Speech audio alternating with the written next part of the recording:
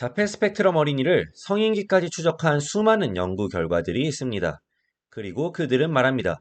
대부분 자폐 스펙트럼 증상은 평생 동안 지속된다라고 말입니다. 신체 재활을 통한 회복이나 약물 복용을 통한 증상 완화 등을 생각하며 완치를 바라는 부모님들도 계시지만 이제는 개개인의 모습을 존중해줘야 하는 시점입니다. 자폐 스펙트럼을 가진 한 개인으로서 있는 그대로의 삶이 지역사회에서 받아들여질 수 있게 하는데 초점을 두어야 합니다. 자폐 스펙트럼은 지역사회를 살아가는 데 있어서 적응을 방해하는 개인적 특성들이 굉장히 많습니다. 그래서 자폐 스펙트럼 장애 치료의 가장 중요한 목표는 한 개인이 세상을 살아가는 데 필요한 능력들, 필요한 기술들을 배울 수 있게 돕는 것이 되어야 합니다. 내 의사를 전달할 수 있고 상대방의 의사를 이해할 수 있어야 하는 의사소통 기술, 사람들이 공유하는 규칙이나 문화적인 특성을 알고 적용할 수 있는 사회적인 기술, 그리고 더불어 삶을 살아가는 데 있어서 방해가 되는 행동을 없애거나 최소화하는 것 등을 익히는 것이 여기에 해당합니다. 미국 소아과 학회에서 발간한 자폐 스펙트럼 장애 공식 지침서인 자폐 완벽 지침서에서는 치료 방법을 크게 두 가지로 나누어 제시하고 있는데요. 오늘은 이 지침서를 바탕으로 미국 소아과 학회에서는 자폐 치료의 방향성을 어떻게 바라보고 있는지 알아보려 합니다. 첫 번째는 다양한 발달 영역의 문제를 해결하기 위한 포괄적 중재 방법. 두 번째는 구체적인 어려움을 해결하기 위한 표적 중재 방법입니다. 사실 저도 읽다 보니 말이 좀 어려운 부분들이 많더라고요. 그래서 최대한 쉽게 이해하실 수 있도록 선별해서 설명드리도록 하겠습니다. 다양한 발달 영역의 문제를 해결하기 위한 첫 번째 포괄적 중재 방법은 바로 ABA라는 용어로 친숙하실 응용행동 분석입니다. 현재 ABA는 과학 문헌상 가장 많은 근거를 확보한 치료법이며 자폐 스펙트럼 아동에게 가장 효과적인 중재 방법 중 하나로 여겨지고 있습니다. ABA는 목표로 하는 행동을 늘리거나 줄이기 위해 그 행동의 동기를 제공하고 이후에도 지속할 수 있도록 유도하는 그러한 교육 방법입니다. 고도로 체계화된 환경에서 수행하는 DTT 중재법, 많은 행동에 영향을 미치는 핵심적인 행동을 익혀서 자연스러운 환경에서 가르치는 중심축 반응 훈련, 원하는 것을 얻기 위해 언어를 사용하도록 격려하는 언어 행동 등의 방법이 ABA 중재법에 해당합니다. 두 번째 중재 방법은 발달 관계 중재법입니다. ABA가 행동에 초점을 맞추었다면 본 접근법은 관계에 초점을 맞추고 있습니다. 아이가 시작한 활동에 부모나 선생님이 동참하거나 다른 활동들을 추가하며 상호작용함으로써 모방을 통해 사회적 기술을 향상하는 방법을 활용합니다.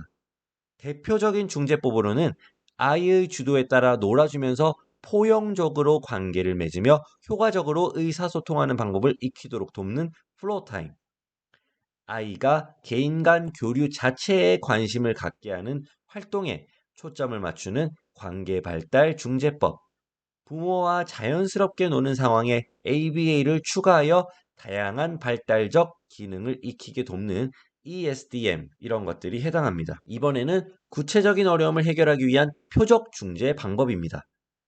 첫 번째는 언어 치료입니다. 자폐 스펙트럼의 핵심적인 특징인 사회적 의사소통 능력을 언어 치료를 통해 강화해주면 큰 도움이 됩니다. 둘째, 사회적 기술 교육입니다. 자폐 스펙트럼 장애는 대화 상대의 관점을 이해하는 데 어려움이 있어 사회적 상호작용 능력이 낮게 나타납니다.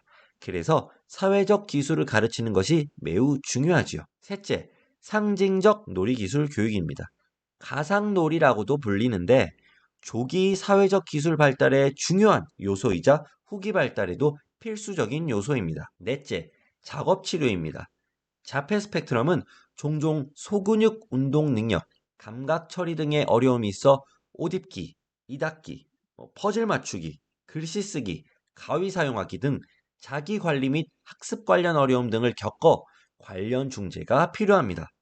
다섯째, 감각 통합 치료입니다. 자폐 스펙트럼은 감각 처리 능력이 부족해서 행동과 일상생활 기술에 어려움을 겪는다는 이론에 근거해서 감각 자극이 풍부한 환경을 견디는 능력을 키우고 환경 변화의 불편함을 덜 느끼도록 중재합니다. 지금까지 말씀드린 치료 중재법 중에 아직 효과에 대한 증거가 부족한 접근법도 몇 가지 포함되어 있긴 하지만 모두 과학적인 연구를 기반으로 그 효과성을 입증해 나가기 위해서 노력해 나가는 영역들입니다. 하지만 아마 부모님들께서 자폐 치료 관련해서 인터넷에 다양한 정보들을 검색해 보신 경험 혹은 관련 커뮤니티에서 활동하신 경험이 있다고 하신다면 온라인상에 자폐를 치료해준다는 굉장히 많은 대체요법들이 존재한다는 사실을 아마 알고 계실 거예요. 그 중에 많은 대체요법들은 과학적인 방식으로 근거가 확보되어 알려지기보다는 일상적인 관찰 혹은 어떤 사람의 특정 경험담을 근거로 해서 치료 효과를 믿게 되는 경우가 많습니다. 만약 자폐 스펙트럼 장애에게 대체요법을 고려하신다면 어떤 위험이 따르는지, 잠재적 이익은 무엇인지 등을 충분히 고려하신 후에 상식적인 선에서 판단을 내리시는 것이 좋습니다. 미국의 경우에는 미 국립보건원 사이트에서 자폐 스펙트럼 장애의 대체요법에 대한 정보를 얻을 수 있기 때문에 궁금하신 분들은 구글 번역 등을 통해서 해당 사이트에 접속해서 정보를 알아보셔도 좋을 것 같네요. 절대 피해야 할 대체요법도 있습니다. 치료가 아니라 오히려 해롭고 잠재적으로 생명이 위험할 수 있다고 입증되기까지 한 방법들이니 혹시라도 온라인상에서 이러한 명칭의 대체요법에 대해서 듣게 되신다면 꼭 유의하시기 바랍니다. 첫째, 킬레이션입니다. 백신의 세균과 곰팡이 오염을 막기 위해 사용하는 티메로살이라는 보존제가 있습니다. 이 보존제는 수은을 함유하고 있는데 자폐의 원인이 바로 티메로살이다. 이런 가설로부터 나타난 방법이 바로 킬레이션입니다.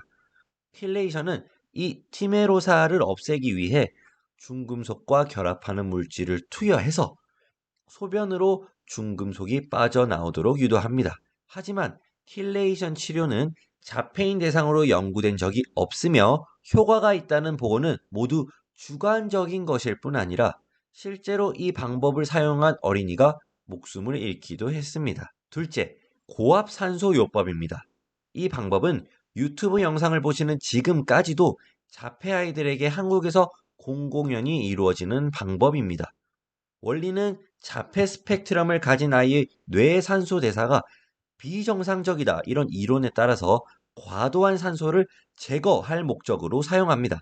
하지만 대부분의 연구에서 자폐 치료에 효과가 없는 것으로 나타났으며 부작용으로는 귀의 통증, 경련이 나타나는 등 잠재적인 위험성을 내포하고 있기도 합니다. 셋째, 세크레틴입니다. 세크레틴은 장에서 분비되는 호르몬인데 의사소통 및 사회적 기술을 개선시키는 역할을 한다라고 해서 1990년대 후반에 인기를 끌었던 방법이기도 합니다. 하지만 15건 이상의 대조군 연구에서 효과가 없다는 사실이 일관성 있게 입증되면서 오늘날은 자폐증 치료법으로 간주되지 않습니다. 자폐 치료법이 어떤 분류로 이루어지고 무엇이 있는지 머릿속에 정리가 좀 되시나요? 안 되셔도 상관없습니다. 지금부터 간단하게 요약해 드릴 테니 이 정보만큼은 꼭 기억해 주시기 바랍니다. 자폐 치료의 목적은 사회성, 의사소통 기술을 증진시키고 방해가 되는 행동을 없애는 그러한 접근을 통해서 한 개인이 세상을 살아가는데 필요한 능력들 그리고 필요한 기술들을 배울 수 있게 돕는 것입니다. 치료 방법은 크게 두 가지 분류로 나뉘어요. 다양한 영역의 문제 해결을 위한 포괄적인 중재 방법, 그리고 구체적인 문제 해결을 위한 표적 중재 방법이 그것입니다. 포괄적인 중재 방법에는 응용행동 분석과 발달 관계 중재법이 있는데 응용행동 분석은 행동에 초점을 둔 중재법이며 과학 문헌상 가장 많은 근거를 확보한 중재법이기도 합니다. 발달 관계 중재법은 관계에 초점을 둔 중재법이고 플로타임, ESDM 중재법이 여기에 해당합니다. 구체적인 문제 해결을 위한 중재법, 표적 중재 방법은 세부 목적에 따라 언어치료, 사회성 기술, 상징적 놀이기술, 작업치료, 감각통합치료를 활용할 수 있습니다. 자폐 스펙트럼 장애 아이에게 대체요법을 적용할 계획이 있으시다고 하면 적용을 하실 때 어떤 위험이 따르는지 그리고 잠재적인 이익은 무엇인지 등을 충분히 고려하신 후에 상식적인 선에서 결정하셔야 하며 킬레이션, 고압 산소 요법, 세크레틴 등은 반드시 피하셔야겠습니다. 이번 영상에서는 자폐 치료의 목적은 무엇이 되어야 하는지, 그리고 그 방법은 무엇이 있고 무엇을 유의해야 하는지 알아보았습니다.